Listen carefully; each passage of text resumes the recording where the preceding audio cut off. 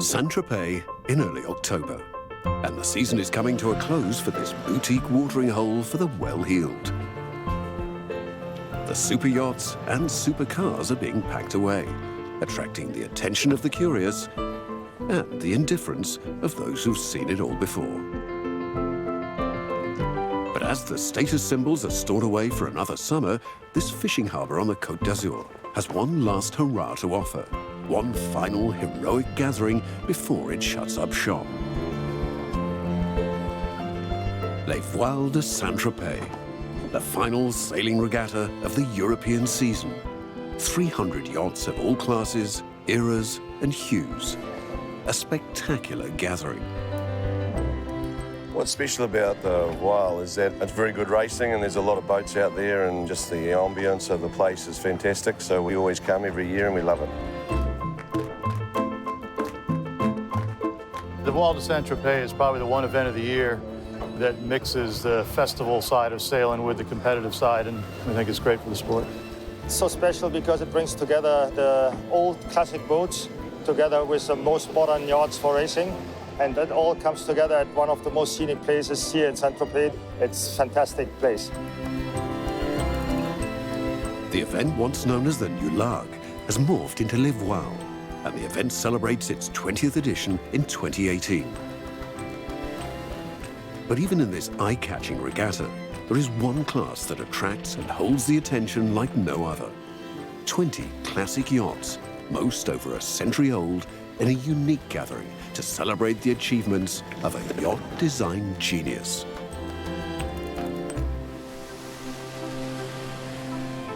Elegance, tradition, and magic.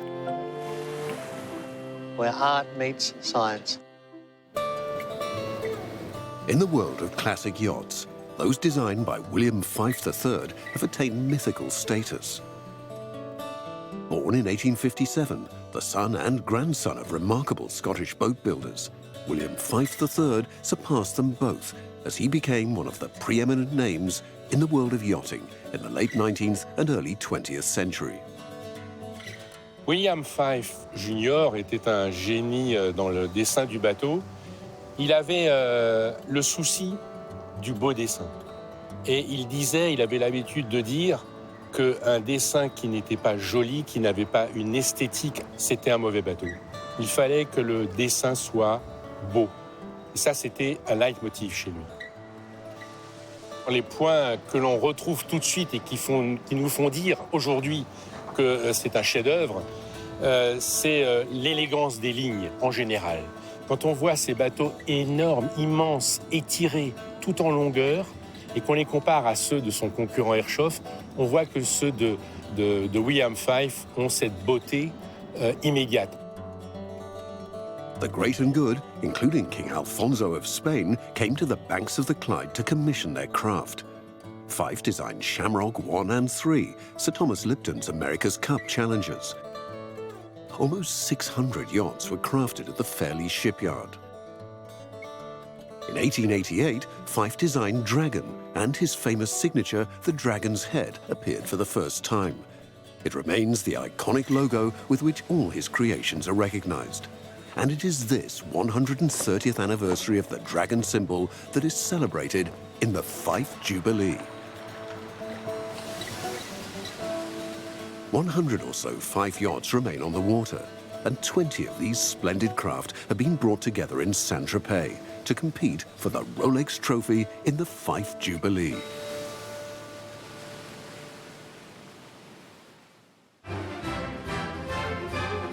In 1928, Cambria, a 23-metre cutter, became the largest yacht to be launched from Fairlie.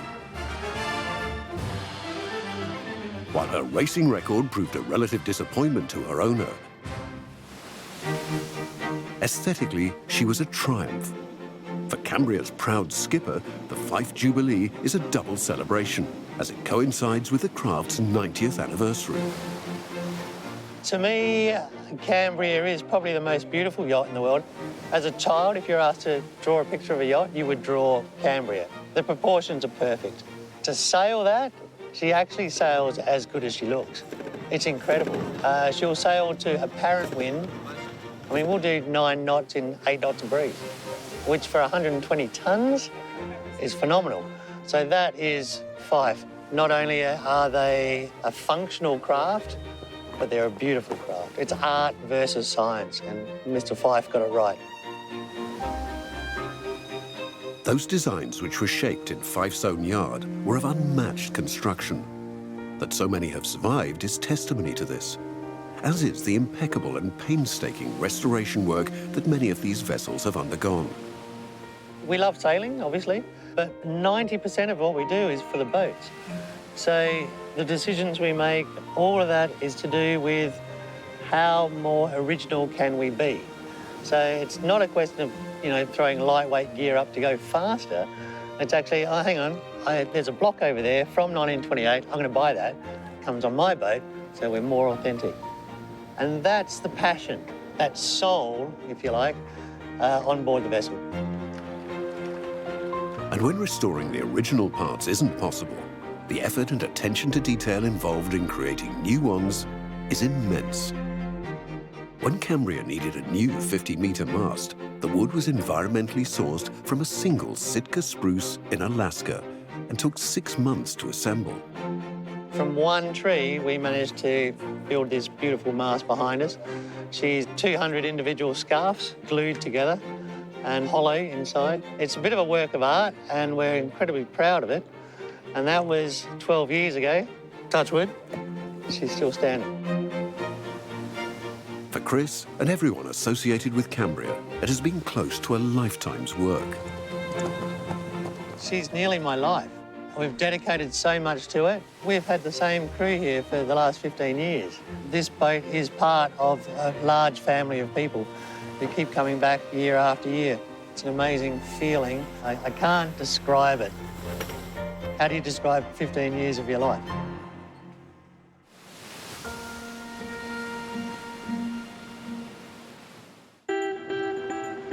The gathering of 300 yachts and crews for 5 days of competition attracts thousands of spectators to the harbour.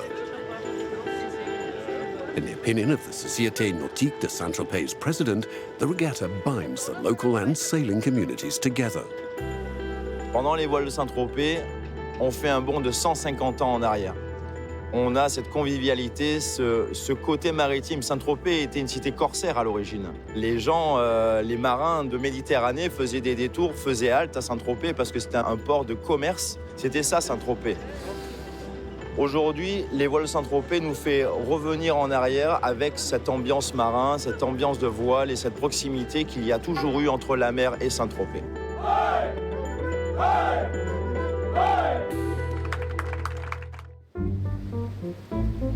Half the length of Cambria, and 20 years her senior, is Viola. In her 110 years, this lady of the seas has had 13 owners, each smitten by the purity of line of this elegant cutter with her spoon bow and long counterstern. Like many of these yachts, she has been magnificently restored, but without compromising her originality. Viola is a mid-size Fife built in 1908 alongside Mariska. This year is special because for her 110th birthday, we can present her in impeccable, immaculate condition. And what is special about Viola is that 80% of the boats are still original. Les Voiles brings to a conclusion the anniversary celebrations of the craft lovingly described as Fife's Little Mermaid. As such, Belkin has gathered together a close-knit team, including Yvon Routourou, Viola's former keeper, to mark the occasion. We all share the hope that they will sail through time, and perhaps one day Viola and other boats here can celebrate their 200th anniversary. So we're temporary passengers in the boat's life. They own us more than we own them, and so we call ourselves keepers. Belkin's encounter with Viola was a life-changing one, a love story that linked 3 stages of his life. She's not just an object, not a beautiful wind machine. Our crew, as we call ourselves the Viola lovers, give her a soul. So we feel very much the magic of William Fife in his sensitiveness in design and his search for performance but also beauty. So she's quite special in that way.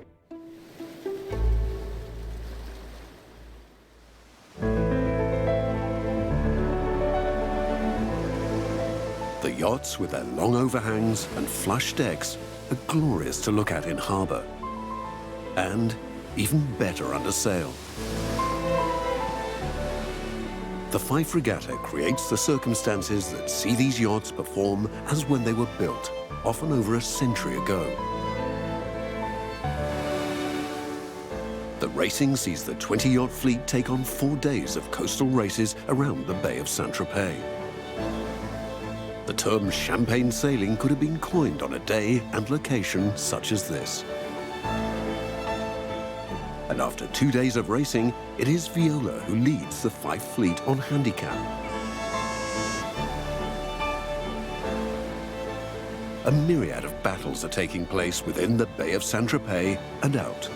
Windward lewards for the Wallies, offshore duels for the IRC boats, and the triangular coastal course for the classics. It's a test for racers and the race committees. The true magic of Les Voiles is in full swing.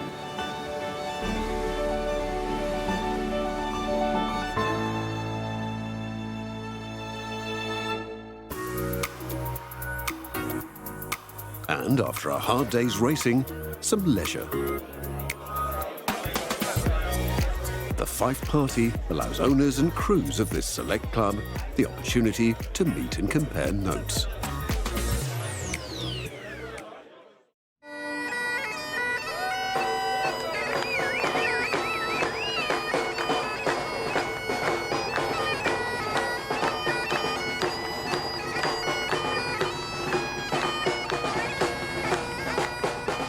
Alors les traditions, ça passe pas que par tout ce qui est vernis, tout ce qui est beauté, ça passe par les pavillons.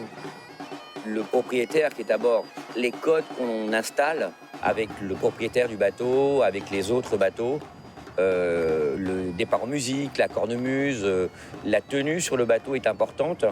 Pourquoi est-ce qu'on se met en tenue avant de partir en régate? C'est tout simple, parce qu'en fait la régate commence déjà au port. Et quand les 30 hommes d'équipage ont leur tenue, leur chapeau, ils sont ensemble et on commence vraiment à être déjà dans la régate alors qu'on n'a pas passé la ligne de départ. Mais ça commence ici au port. C'est très très important. No skipper channels the Celtic heritage of William Fife more than Michael Creash, the Breton skipper of Moonbeam. This gaff-rigged cutter utilises composite construction techniques with Burma teak planking over a steel frame. Nevertheless, on water, this racer cruiser is demanding to sail. C'est l'un, je pense, des côte rigs les plus compliqués à mener. C'est le seul, en tout cas, de cette taille qui nécessite 30 marins pour le mener parce qu'on n'a pas d'assistance de winch, on n'a pas d'assistance électrique. Et c'est un bateau très, très dur et très, très physique. Oui. C'est un bateau qui est très très puissant d'abord. On a quand même un gréement qui fait presque 600 mètres carrés de toile au cré, on a plus de 1000 au portant. La baume fait 21 mètres, on a un mât de 35 mètres, le bateau pèse 80 tonnes. On a pratiquement 3 km de bout sur le bateau, 96 poulies, c'est une vraie machine de guerre, ça c'est sûr. Mais pour mener une machine de guerre, il faut des guerriers. The push for authenticity means that traditional techniques rather than technology are harnessed. To sail on Moonbeam is to step back in time, one that provides a steep learning curve. Je pense qu'on apprend tous sur un bateau comme ça. Les jeunes marins qui embarquent avec nous pour une saison, pour 6 mois. Une saison sur Moonbeam 4, ça vaut 3-4 saisons sur un autre bateau Marconi. On apprend vraiment l'anticipation sur ces bateaux, à gérer les puissances. Et je pense que c'est un pas pour eux. Il ne faut pas qu'on perde ça de vue parce qu'il y a de moins en moins de marins, de moins en moins de jeunes aussi qui veulent monter sur ce genre de bateau. On est en train de perdre un peu le fil des choses. Donc c'est très très important qu'ils viennent avec nous. Passion is the enduring emotion when discussing Fife yachts and those who sail on them. This is the third such vessel that Michael Creash has commanded, and his devotion shows no sign of waning. Je me lève tous les jours avec cette envie et je me dis que j'ai beaucoup de chance, oui, j'ai vraiment beaucoup de chance d'être là aujourd'hui. Quand on navigue sur un bateau comme ça, on ressent des choses incroyables, incroyables. D'abord, c'est la vie pour moi, c'est la vie d'équipage. Le bateau est merveilleux, c'est une chose, mais c'est tous les gens qui le font vivre et c'est cette osmose avec tout le monde qui le rend complètement unique. At every dock out and every return to shore, the piper on board reminds all that the Fife boats were born in Fairlie, Scotland.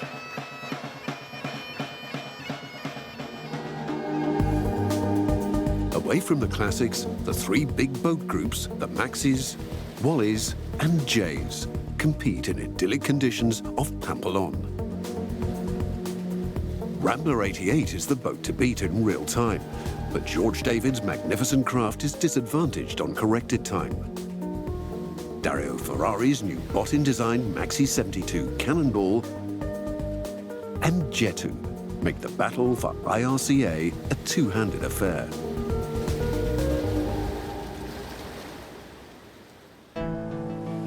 Like inseparable siblings, Moonbeam of Fife shadows her younger sister during the coastal races. Both carry the number 8. But while Moonbeam of Fife has double the digits, she has half the amount of sail. This gaff cutter, built in 1903, 11 years ahead of Moonbeam for the same owner, carries a much smaller rig and has a wooden hull rather than a composite design. This lack of rigidity makes for a sailing experience like no other. The boat feels alive. Moonbeam of Fife, as all the other Fife vessels, they're very sensitive boats and yachts. That means like these boats are moving, the wood is working, the wire is a little bit stretching, the ropes have to stretch. So there's a lot of things you have to think about when you sail on a vintage vessel to make the boat more balanced in each direction. So it's like in modern boats, you have ropes, they don't stretch at all. Here we need stretchy ropes. We need blocks that they forgiving. We need the bowsprit, which is like 3.5 meters long. The whole boat is moving. You have to feel the boat in your back, and when you sit on the boat and you feel the boat. The wind is not the biggest problem. The biggest problem for all of vintage boats is the wave, the sea state. This is the worst enemy for the vintage boats compared to the modern boats. Well over a century after she was launched, Moonbeam of Fife continues to deliver a unique sailing experience.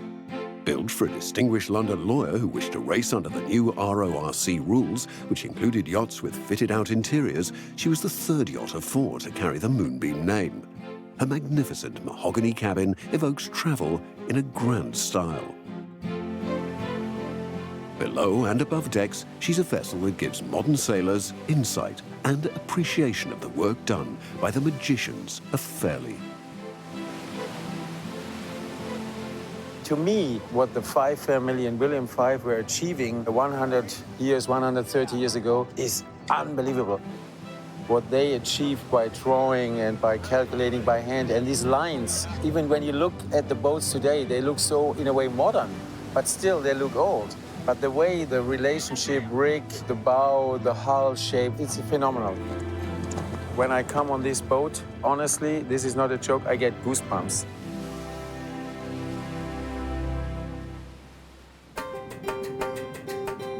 The final day's racing will decide the Rolex Trophy.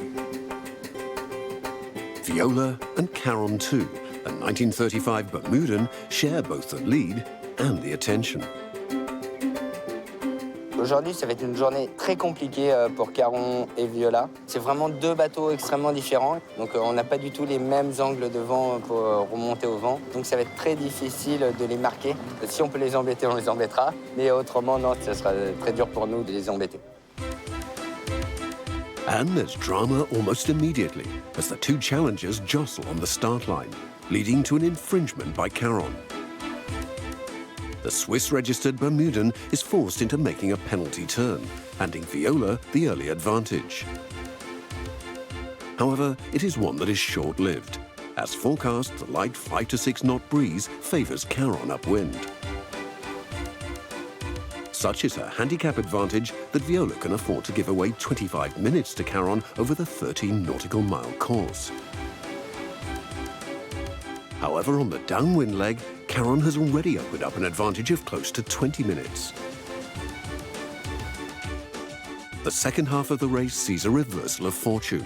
The breeze rises to 12 knots with gusts of 15. Now the conditions favour Fyffe's Little Mermaid as she halts and then reverses the time loss. Caron too sails impeccably. She covers the 13.2 nautical miles in just under 2 hours and 19 minutes. But behind, Viola is making up time inexorably.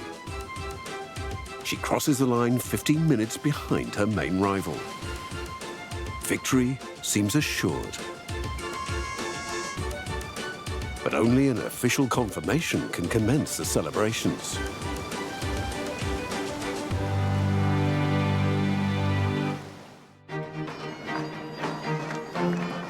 La velocità della barca veramente siamo andati al massimo che potevamo, abbiamo avuto dei momenti dove siamo arrivati fino a 9 nodi e mezzo, più di quello non potevamo fare. Tout l'équipage était très impliqué, on a senti tout le monde hyper motivé, c'était vraiment génial. Et puis c'était le vent de Viola, donc voilà, ça clôture bien la course. On ne connaît pas les résultats encore, on va voir à la fin de la foire. The following day's prize giving confirms Viola's victory, rounding off her 110th anniversary celebrations in fitting style as she lifts the Rolex trophy for the Fyffe Jubilee, a fitting reward for owner Kostya Belkin, his skipper Fabien Depré, and the whole of the Viola crew. If William Fyffe could see it, he would be grinning from ear to ear. First of all, see again all those magnificent Fyffes still alive today, and little Viola expressing herself so happily. Yes, it was absolutely unique. An enthralling Les Voiles de Saint-Tropez also saw Dario Ferrari's Cannonball rewarded in IRCA. The Fyffe Jubilee has been a tribute to all the owners and sailors who have dedicated their energy and passion to these precious classic sailboats, adhering to William Fyffe's celebrated maxim about the two qualities of a great yacht. The secret of a good boat: she must be fast and bonny. She must be fast and bonny. Fast and bonny. Fast and bonny. Fast and bonny. Next time on The Spirit of Yachting, we're in Malta as the Rolex Middle Sea Race celebrates its half-century.